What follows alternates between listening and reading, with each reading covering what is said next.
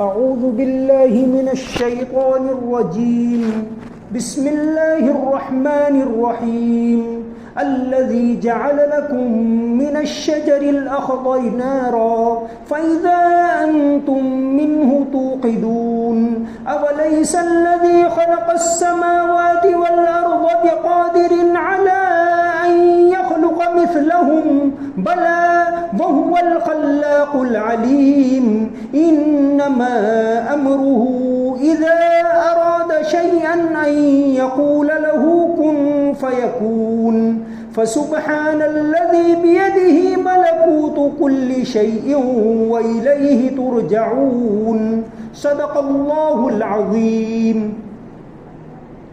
وہی ہے جس نے تمہارے لیے سرسبز درخت سے آگ پیدا کر دی، پھر تم ذرا سی دیر میں اس سے سلگانے کا کام لے لیتے ہو۔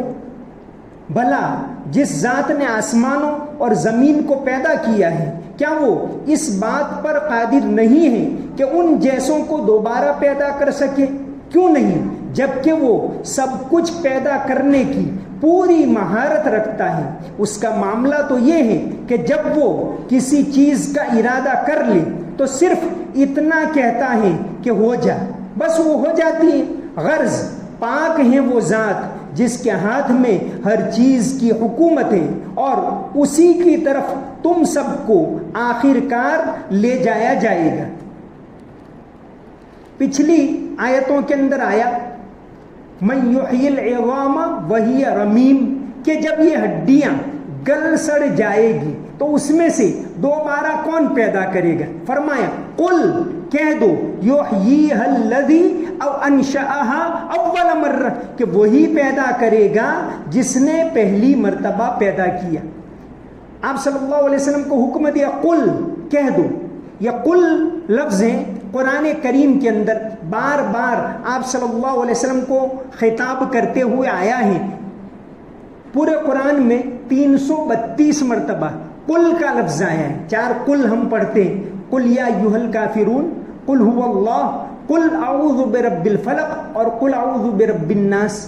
قرآن کی 5 صورتیں قل سے شروع ہوتی، یہ 4 اور ایک سورہ جن، قل اوحی الی انہ استمع نفر من الجن۔ تو آپ صلی اللہ علیہ وسلم کو خطاب کر کے فرمایا گیا کہہ دو کہ جس نے پہلی مرتبہ پیدا کیا وہ دوسری مرتبہ پیدا کرے گا۔ یہ کوئی تعجب کی بات نہیں ہے۔ 332 مرتبہ قرآن میں قل آیا، اس میں سے 4 مرتبہ دوسروں کے لیے آیا ہے، باقی سب جگہ آپ صلی اللہ علیہ وسلم کے لیے آیا۔ 2 مرتبہ تو سورہ مومنون کے اندر حضرت نوح علیہ السلام کے لیے آیا، فَإِذَا اسْتَوَيْتَ أَنْتَ وَمَن مَّعَكَ عَلَى الْفُلْكِ فَقُلِ الْحَمْدُ لِلَّهِ، حضرت نوح علیہ السلام کو فرمایا، اور اسی میں آگے فرمایا وَقُلْ رَبِّ أَنزِلْنِي مُنزَلًا مُبَارَكًا وَأَنْتَ خَيْرُ الْمُنزِلِينَ۔ یہ جو دعا ہے وہ بھی حضرت نوح علیہ السلام کو خطاب کر کے آئی ہے۔ اور حضرت موسیٰ علیہ السلام کے لیے سورہ نازعات میں آیا فَقُلْ هَلْ لَكَ إِلَىٰ أَن تَزَكَّىٰ، اور سورہ بنی اسرائیل کے اندر جو آیا وَقُلْ لَهُمَا قَوْلًا كَرِيمًا، کہ ماں باپ کو بھلی بات کہو، اچھی بات کہو، یہ عام خطاب ہے۔ اس کے علاوہ قرآن میں جہاں بھی قل آیا ہے وہ آپ صلی اللہ علیہ وسلم کو خطاب کر کے، آپ صلی اللہ علیہ وسلم کو تعلیم دینے کے لیے، آپ صلی اللہ علیہ وسلم کو نصیحت کرنے کے لیے آیا ہے کہ آپ پوری کائنات کو یہ نصیحت پہنچا دو۔ تو یہاں فرمایا قل یحییھا الذی انشأھا اول مرہ، کہ جس نے پہلی مرتبہ پیدا کیا وہ دوسری مرتبہ پیدا کرے گا۔ اب یہ آخری 4 آیتیں ہیں، یہاں اللہ کی قدرت کی ایک اور نشانی کہ اچھا چلو غور کرو، الذی جعل لکم من الشجر الاخضر نارا، کہ جس نے تمہارے لیے ہرے درخت سے آگ پیدا کر دی۔ پوری کائنات کے اندر انسان ہی ایسی مخلوق ہیں جو کھانا پکا کر کھاتی، ورنہ جانور تو کچا کھانا کھاتے، پرندے کچے دانے کھا لیتے، ان کو کچھ نہیں ہوتا، اللہ تعالیٰ نے اس کے مطابق ان کو بنایا۔ لیکن انسان کھانا پکا کر کھاتا ہے تو اللہ تبارک و تعالیٰ نے اس کے لیے آگ اور ایندھن یہ مہیا کیے۔ تو فرمایا الذی جعل لکم من الشجر الاخضر، ہرے درخت سے نارن، نار کے معنی آگ، قرآن کریم کے اندر دوزخ کے لیے بھی لفظ آتا ہے وقنا عذاب النار نار اللہ الموقد، تو نار کے معنی آگ کے، تو فرمایا کہ ہرے درخت سے کون تمہارے لیے آگ پیدا کرتا ہے. مولانا اشرف علی تھانوی رحمۃ اللہ علیہ نے اپنی تفسیر میں لکھا ہے کہ 2 درخت ہوتے تھے، ان 2 درختوں کے ذریعے یہ لوگ آگ جلا لیتے تھے، ایک مرخ کا درخت اور دوسرا عفار کا درخت. یہ ایسے درخت تھے ان میں گندھک کا مادہ زیادہ ہوتا تھا تو یوں رگڑ کر آگ جلاتے تھے. جب یہ دیا سلائی کا زمانہ نہیں تھا، اب تو یعنی وہ طرح طرح سے آسانی کے ساتھ انسان آگ جلاتا ہے، لیکن جس زمانے میں یہ ساری چیزیں نہیں تھیں اس زمانے میں بھی انسان آگ سے کام لیتا تھا. حدیث شریف کے اندر نبی کریم صلی اللہ علیہ وسلم نے تعلیم دی کہ 3 چیزوں سے منع نہ کرو. کوئی مانگے تو 3 چیزیں ایسی ہیں کہ فوراً دے دو. اس میں ایک ہے آگ، ایک ہے پانی، کہ کوئی پانی مانگے تو دے دو، آپ کے گھر میں پانی پلا دو، کوئی مسافر جا رہا ہے کوئی، تو اس سے منع نہ کرو. 3 چیزیں ایسی ہیں جو سب لوگوں کی مشترک ملکیت ہے تو اس سے منع نہ کرو. ایک تو آگ، ایک پانی اور ایک نمک. نمک بھی استعمال کی عام چیز ہے تو اس سے منع نہ کرو. تو آگ سے منع نہ کرو. آگ پہلے زمانے میں یہی ہوتا کیونکہ جلانا، رگڑ کر جلانا بہت مشکل کام ہوتا تھا، تو ایک گھر میں آگ جلائی ہوئی تو دوسرے گھر والے انگارہ مانگ کر لے جاتے تھے اور اس سے آگ جلاتے تھے. تو فرمایا کہ تم غور کرو کہ یہ ایندھن کس نے پیدا کیا. معالم العرفان کے اندر حضرت مولانا نے لکھا ہے کہ یہ عبد الحمید سواتی رحمۃ اللہ علیہ نے لکھا ہے کہ اس کے اندر آگ جلانے کی ساری چیزیں آ گئی، لکڑی سے لے کر کیروسین اور اس کے بعد پیٹرول اور جو چیزیں گیس وہ سب اس کے اندر آ گئے. یہ ساری چیزیں اللہ تبارک و تعالیٰ نے پیدا کی. کہ انسان کہیں زمین کے اندر کھودتا ہے تو اس میں سے CNG نیچرل گیس نکلتا ہے اور کہیں LPG پیٹرولیم گیس نکلتا ہے. یہ سب چیزیں اللہ تبارک و تعالیٰ کی قدرت کی نشانی ہے کہ جو چیزیں انسان کے لیے ضروری تھی اللہ تبارک و تعالیٰ نے آسانی کے ساتھ مہیا کر دی. تو فرمایا کہ کہو کہ الذی جعل لکم من الشجر الاخضر نارا، وہ اللہ جس نے تمہارے لیے ہرے درخت سے آگ پیدا کر دی. فاذا انتم منہ توقدون، اب تم آسانی سے اس کو جلاتے ہو. اولیس الذی خلق السماوات والارض بقادر، پھر آگے فرمایا کہ جس نے آسمانوں کو پیدا کیا، زمین کو پیدا کیا، کیا وہ قدرت نہیں رکھتا الا ان یخلق مثلہم، کہ تمہارے مثل کو دوبارہ پیدا کرے؟ کیا وہ قدرت نہیں رکھتا؟ جس نے اتنے بھاری بھرکم ستارے بنائے اور جس نے آسمان بنایا، جس نے زمین بنائی، جس نے درخت بنائے، جس نے سمندر بنائے، جس نے ہمالیہ جیسے بڑے بڑے پہاڑ بنائے، جو جنگل کے جانوروں کو جس نے پیدا کیا، کیا وہ اس بات پر قدرت نہیں رکھتا؟ اولیس الذی خلق السماوات والارض بقادر علی ان یخلق مثلہم، بلا کیوں نہیں، وہو الخلاق العلیم، وہ بہت بڑا پیدا کرنے والا ہے اور العلیم سب کچھ جاننے والا ہے. ایسی ذات ہے اللہ تبارک و تعالیٰ کے ناموں میں سے ایک نام ہے الخلاق، یعنی بڑا پیدا کرنے والا، العلیم خوب جاننے والا. انما امرہ اذا اراد شیئا ان یقول له کن فیکون، اس کا تو کام یہی ہے کہ کن ہو جا تو ہو جاتا ہے. ایک تو اللہ تبارک و تعالیٰ کا ایک ہے یہ عالم خلق، ایک ہے عالم امر. عالم خلق یعنی ہماری دنیا، اللہ تعالیٰ نے اس کو تو اسباب کے اوپر رکھا، اسباب اختیار کرو گے تو کام ہوگا، کیونکہ اللہ تعالیٰ نے اسباب بنائے. وہ بارش، وہ پانی اوپر اٹھتا ہے پھر بارش ہوتی. درخت گٹھلی ڈالتے ہو پھر وہ رفتہ رفتہ رفتہ درخت ہوتا ہے، فوراً نہیں ہو جاتا، کیونکہ اللہ تعالیٰ نے اس دنیا کو اسباب پر رکھا. لیکن وہ دنیا ہے وہ تو اسباب کی دنیا نہیں ہے، وہ تو عالم امر ہے. تو اللہ تبارک و تعالیٰ کا کام کیا ہے؟ فرمایا کہ اللہ تعالیٰ انما امرہ، اذا اراد شیئا جب وہ کسی چیز کا ارادہ کرے تو ان یقول لہ اس کو حکم دیتا ہے کن ہو جا تو ہو جاتا ہے. ساری کائنات اللہ تعالیٰ نے اس طرح پیدا کی, اگرچہ اب اس کو اسباب کے ساتھ اللہ تبارک و تعالیٰ نے جوڑ دیا, لیکن اس نے حکم دیا.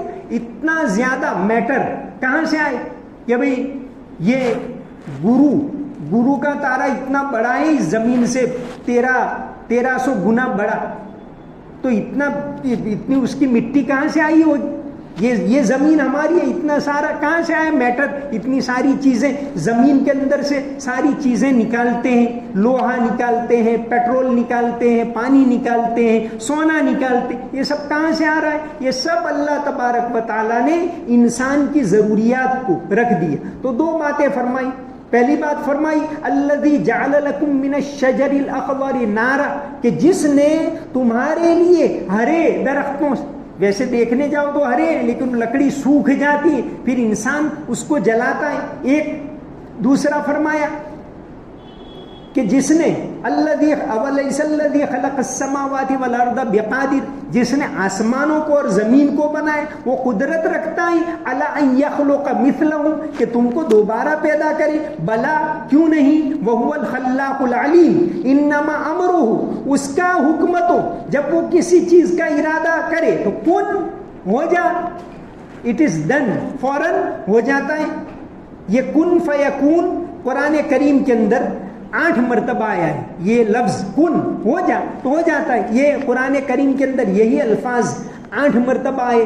سورہ آل عمران میں 2 مرتبہ آئے, ان مثل عیسیٰ عند اللہ کمثل آدم خلقہ من تراب ثم قال له کن فیکون, اور کذالک اللہ یخلق ما یشاء اذا قضى امرا فانما یقول له کن فیکون. اللہ تبارک و تعالیٰ کہ بھئی رات اور دن کو کہاں بن جاؤ تو بن گئی, کسی انسان نے نہیں بنائے. سورج اللہ تبارک و تعالیٰ کوئی کام کر تو کرتا رہتا ہے, اس کے اندر انرجی ختم نہیں ہوتی, اس کے اندر گیس ختم نہیں ہوتا, وہ مسلسل چل رہا ہے. تو یہ آخر سے پہلی آیت آئی کہ انما امرہ, اس کا حکم اذا اراد شیئا, کسی چیز کا ارادہ کرے, ان یقول لہ کن, تو اس کو کہتے ہیں ہو جا, فیکون, تو ہو جاتی. اب آخری آیت فسبحان الذی, پاک ہے وہ ذات, بیدہ ملکوت کل شیء, جس کے ہاتھ میں ہر چیز کی ملکیت ہے. وَإِلَيْهِ تُرْجَعُونَ, اور تم کو بھی لوٹ کر اس کے پاس جانا ہے. فسبحان, سبحان کے معنی ہم, چونکہ اردو کے اندر کوئی اور لفظ ہے ہی نہیں, تو پاک, کہ بھئی پاک ہے وہ ذات. یہ سبحان لفظ ایسا ہی, ایسی تسبیحیں بار بار پڑھنے کو کہا. نماز شروع کرتے سب سے پہلے سبحانک اللہم, رکوع میں جاؤ تو بولو سبحان ربی العظیم, سجدے میں جاؤ تو بولو سبحان ربی الاعلی. تو یہ سبحان کیا, اس کا مطلب کیا ہے؟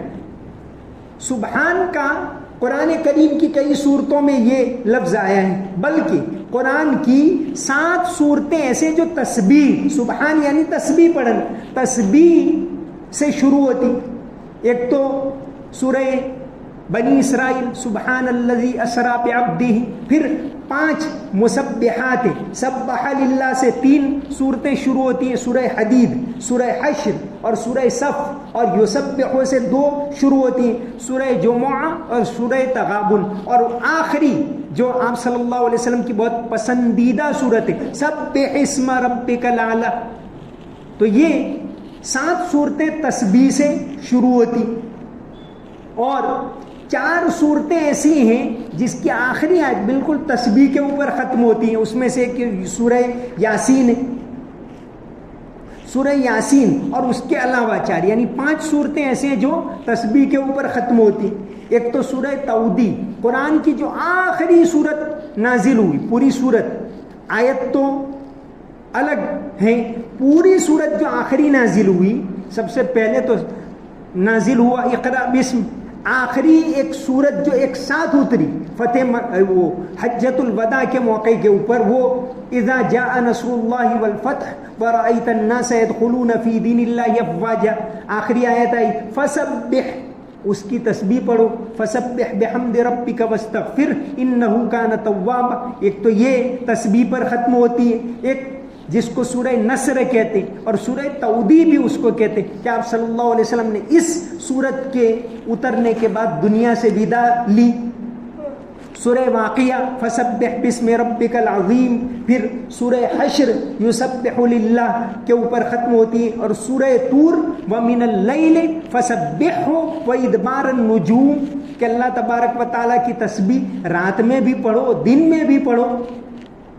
تو قرآن کریم، اور اتفاق سے قرآن کریم کا جو آخری حکم آخری صورت کے طور پر جو نازل ہوا وہ فسبح بحمد ربک واستغفر، کہ اللہ کی تسبیح پڑھو، اور یا تو اتفاق سے ہیں یا سمجھیے کہ بالکل ارادتاً امام بخاری نے بھی آخری جو حدیث رکھی ہے وہ تسبیح کی رکھی ہے، کلمتان حبیبتان الی الرحمن، کہ دو کلمے ایسے جو اللہ رحمان کو بہت محبوب ہیں، کلمتان حبیبتان الی الرحمن خفیفتان علی اللسان، زبان پر پڑھنے میں بہت آسان، ثقیلتان فی المیزان، قیامت کے دن ترازو میں اس کا وزن بہت ہوگا۔ کون سے کلمے؟ سبحان اللہ و بحمدہ سبحان اللہ العظیم۔ تو یہ بالکل بخاری شریف بھی جو آخری اسی کے اوپر ختم کی ہے حضرت نے۔ تو یہ سورہ یاسین کی آخری آیت ہے، فسبحان الذی بیدہ ملکوت کل شیء، کہ پاک ہیں وہ ذات۔ سبحان کا مطلب ہوتا ہے ہر طرح کے عیب سے بری ہونا، کہ بھئی نیند آنا ایک عیب ہے، انسان کو نیند آئے اب وہ نہیں جاگ سکتا، اب سونا ہی پڑے گا۔ بھوک لگنا ایک عیب ہے، کھانا ہی پڑے گا، کب تک وہ رہے گا؟ پیاس لگنا عیب ہے۔ تو جو بھی ایسے عیب ہے، جو بھی نیگیٹو پوائنٹ ہے، اللہ تبارک و تعالیٰ ان تمام چیزوں سے برا ہے، ان تمام چیزوں سے پاک ہیں، ان تمام چیزوں سے برتر ہیں اللہ تبارک و تعالیٰ۔ سبحان کا مطلب یہ ہوتا ہے ہر طرح کے، سبح کے معنی تیرنا، پانی پر تیرنے کے لیے بھی لفظ آتا ہے، اور خلا کے اندر تیرنا، جیسے اسی صورت کے اندر آیا کلن فی فلک یسبحون، کہ تمام یہ ستارے سیارے فضا کے اندر تیر رہے۔ تو سبح کے معنی تیرنا، یعنی ہر چیز سے بری ہو کر اوپر ہونا، یہ ہے۔ تو فرمایا فسبحان الذی بیدہ ملکوت کل شیء۔ حدیث شریف کے اندر آتا ہے، حضرت عائشہ رضی اللہ عنہا سے مروی ہے، مسلم شریف کی حدیث ہے، کہ جب یہ صورت نازل ہوئی اذا جاء نصر اللہ والفتح، تو آپ صلی اللہ علیہ وسلم سبحان اللہ و بحمدہ استغفر اللہ و اتوب الیہ، یہ بہت پڑھ کرتے تھے، سبحان اللہ و بحمدہ استغفر اللہ و اتوب الیہ۔ تو حضرت عائشہ رضی اللہ عنہا بیان کرتے ہیں کہ میں نے سوال کیا کہ حضور آپ اتنا زیادہ اس کو کیوں پڑھتے ہو؟ تو آپ نے فرمایا کہ اللہ نے مجھے حکم دیا فسبح بحمد، سبح یعنی تسبیح پڑھنا، حمد یعنی تعریف کرنا، فسبح بحمد ربک واستغفر، مغفرت طلب کرنا، انہ کان توابا، کہ بے شک وہ توبہ کو قبول کرنے والا ہے۔ تو آپ صلی اللہ علیہ وسلم سمجھیے کہ بالکل آخری، اس کے بعد تقریباً 1 ماہ کے بعد تو آپ صلی اللہ علیہ وسلم اس دنیا سے چلے گئے۔ حج کے بعد ذی الحج میں تو آپ نے حج کیا، اور ربیع الاول کے مہینے میں تو آپ دنیا سے چلے گئے۔ تو اس دوران آپ صلی اللہ علیہ وسلم جو تسبیح بہت زیادہ پڑھتے تھے وہ سبحان اللہ و بحمدہ استغفر اللہ و اتوب الیہ، یہ آپ صلی اللہ علیہ وسلم پڑھتے تھے۔ تو آخری آیت فسبحان الذی، پاک ہیں وہ ذات۔ پاک ہونے کا مطلب ہم اردو میں جس کو پاک کہتے ہیں، بھائی نہا کر پاک ہو گیا یا کپڑا دھویا تو پاک، وہ نہیں، پاک یعنی ہر طرح کے، کیونکہ اردو میں اس کے لیے سبحان کے لیے کوئی لفظ ہے ہی نہیں، تو اس طرح ترجمہ کرتے، ہر طرح کے عیب سے اوپر، ہر طرح کے عیب سے بری ہونا، یہ اس کا مطلب ہے۔ فسبحان الذی، پاک ہے وہ ذات، بیدہ ملکوت کل شیء، ہر چیز کی حکومت اس کے قبضے میں، جیسے تبارک الذی بیدہ الملک، سلطنت اس کے ہاتھ میں، تو یہاں فرمایا کل شیء، ہر چیز کی حکومت اس کے ہاتھ میں، ملکوت کے معنی ملکیت، حکومت، سلطنت، یہ اس کے ہاتھ میں۔ انسان یہ سمجھے کہ میرے ہاتھ میں بہت کچھ ہے، میں راشٹرپتی ہوں، میں پروفیسر ہوں، میں فلاں ہوں، یہ اتنا ہی ہے جتنا اللہ نے اختیار دیا ہے، ورنہ انسان کا اپنی ذات کے اوپر بھی اختیار نہیں۔ انسان کوئی انسان یہ چاہے کہ بھائی میرے بال نہیں بڑھنے چاہیے، میں چاہوں اس طرح ہونا چاہیے تو نہیں ہوگا، اللہ چاہے اس طرح ہوگا۔ کوئی انسان یہ چاہے کہ بھائی میرا دل میرے قبضے میں رہے، میں چالو کروں میں بند کروں میرا ہے تو نہیں ہو سکتا، اللہ نے کہاں اس طرح کرنا پڑے گا جو سورہ بنی اسرائیل کے اندر آیا ہے وَإِن مِّن شَيْءٍ إِلَّا يُسَبِّحُ بِحَمْدِهِ، کہ تمام چیزیں اللہ تبارک و تعالیٰ کی تسبیح پڑھتی۔ تو تسبیح پڑھنے سے ایک مراد یہ بھی ہے کہ اس کے حکم کے تابع وہ جیسا کہے ویسا کرتی۔ اللہ تعالیٰ نے چاند کو جو کام سونپا وہی کرتا ہے، دوسرا وہ نہیں کرتا۔ ہوا کو جو کام سونپا ہوا کرتی رہتی۔ تو ہر چیز کے اوپر حکومت اللہ کی، ہوا پر اللہ کی حکومت، پانی پر اللہ کی حکومت، سورج پر اللہ کی حکومت۔ تو کوئی یہ کہے کہ بھئی ہماری حکومت ہے تو وہ اتنی ہے جتنا اللہ تبارک و تعالیٰ نے اختیار دیا، اس سے زیادہ حکومت نہیں۔ اللہ نے اختیار دیا ہے کہ انسان آگے دیکھ سکتا ہے تو آگے دیکھ سکتا ہے، وہ پیچھے نہیں دیکھ سکتا۔ کیوں کہ اللہ تبارک و تعالیٰ نے اختیار نہیں دی۔ کوئی انسان اپنے آپ کو نہیں دیکھ سکتا، کوئی انسان میں اپنے آپ کو نہیں دیکھ سکتا، آئینے میں نقلی دیکھ سکتا ہوں، اصل کسی انسان نے اپنے آپ کو نہیں دیکھا۔ اتنا بھی انسان کا اختیار نہیں ہے کہ خود کو بھی وہ نہیں دیکھ سکتا۔ تو اللہ تبارک و تعالیٰ نے انسان کو جتنا اختیار دیا ہے وہ ایک آزمائش کے لیے دیا ہے، ورنہ ساری کائنات اس کے تابع ہیں۔ فسبحان الذی، پاک ہے وہ ذات، بیدہ ملکوت کل شیء، ہر چیز کی ملکیت، ہر چیز پر حکومت اس کے قبضے میں، وَإِلَيْهِ تُرْجَعُونَ، اور تم کو بھی لوٹ کر اس کے پاس جانا ہے۔ یہاں الحمدللہ سورہ یاسین 83 آیتیں جس کی ہیں یہ ختم ہوئی۔ اللہ تبارک و تعالی عمل کرنے کی توفیق عطا فرمائے۔ اللهم صل على محمد وعلى ال محمد وبارك وسلم۔ ربنا آتنا في الدنيا حسنة وفي الآخرة حسنة وقنا عذاب النار۔ رب اغفر وارحم وتجاوز عما تعلم إنك أنت العز الأكرم۔ اللهم إنك عفو تحب العفو فاعف عنا۔ یا اللہ ہمارے گناہوں کو معاف فرما، یا اللہ ہماری کوتاہیوں کو معاف فرما، یا اللہ قرآن کے پڑھنے کو قبول فرما، سننے کو قبول فرما، یا اللہ سمجھنے کی توفیق عطا فرما، عمل کرنے کی توفیق عطا فرما۔ یا اللہ تو نے اپنے فضل و کرم سے ہمیں بابرکت دن عطا کیے ہیں، تیری عبادت کرنے کی توفیق عطا فرما۔ یا اللہ تو جسے مانگنے کی توفیق عطا فرما، تیری طرف مائل ہونے کی توفیق عطا فرما، خشوع نصیب فرما، اخلاص نصیب فرما۔ یا اللہ تکبر سے حفاظت فرما، حسد سے حفاظت فرما، ہر طرح کی روحانی بیماریوں سے حفاظت فرما، عافیت کے ساتھ دین کے اوپر چلنے کی توفیق عطا فرما، تیری عبادت نصیب فرما۔ یا اللہ جہنم کے عذاب سے ہماری حفاظت فرما، قبر کے عذاب سے حفاظت فرما، ہمارا حساب آسان فرما۔ یا اللہ حساب آسان فرما، عافیت کے ساتھ ہم تمام کو جنت الفردوس میں اعلیٰ مقام نصیب فرما۔ یا اللہ ہمارے جو مرحومین اس دنیا سے چلے گئے، یا اللہ ان کی بھی مغفرت فرما، انہیں جنت الفردوس میں اونچا مقام نصیب فرما۔ یا اللہ جن علماء کے واسطے سے، جن صحابہ کرام کے واسطے سے، جن بزرگوں کے واسطے سے یہ دین ہم تک پہنچا، توحید پہنچی، قرآن پہنچا، یا اللہ ان تمام کو بھرپور بدلہ عطا فرما۔ یا اللہ ان تمام کو جنت میں اونچا مقام نصیب فرما۔ اللہم صلی علی محمد وعلی ال محمد وبارک وسلم۔ سمعنا واطعنا غفرانک ربنا والیک المصیر برحمتک یا ارحم الراحمین۔